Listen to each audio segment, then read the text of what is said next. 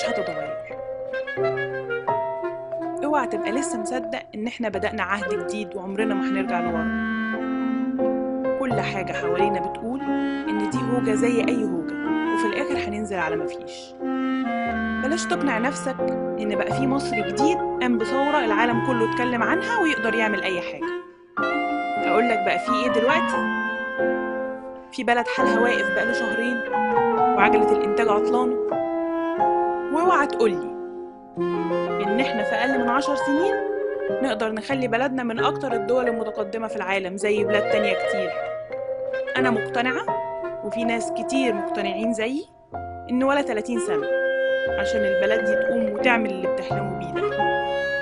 ركز انت في الكلام المهم وسيبك من اللي يقعد يقولك احنا بنبني حرية وديمقراطية ودي حاجات تستاهل اننا نتعب عشانها.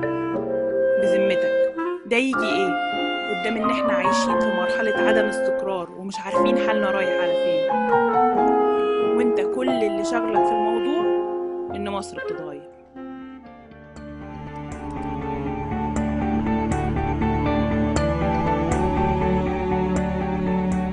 مصر بتتغير،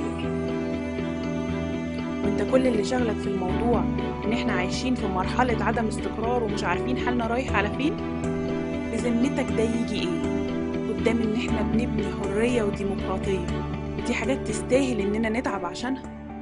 ركز انت في الكلام المهم وسيبك من اللي يقعد يقولك ولا 30 سنة عشان البلد دي تقوم وتعمل اللي بتحلموا بيه ده. انا مقتنعة وفي ناس كتير مقتنعين زيي ان احنا في اقل من 10 سنين نقدر نخلي بلدنا من اكتر الدول المتقدمة في العالم زي بلاد تانية كتير. واوعى تقولي ان في بلد حالها واقف بقاله شهرين وعجلة الانتاج عطلانة. اقولك بقى في ايه دلوقتي؟ بقى في مصر جديد قام بثورة العالم كله اتكلم عنها ويقدر يعمل اي حاجة. بلاش تقنع نفسك ان دي هوجة زي اي هوجة وفي الاخر هننزل على مفيش. كل حاجة حوالينا بتقول ان احنا بدأنا عهد جديد وعمرنا ما هنرجع لورا. اوعى تبقى لسه مصدق ان مصر مش هتتغير، عشان مصر خلاص اتغيرت.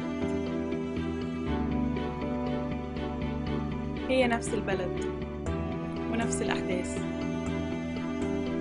انت عايز تشوفها ازاي؟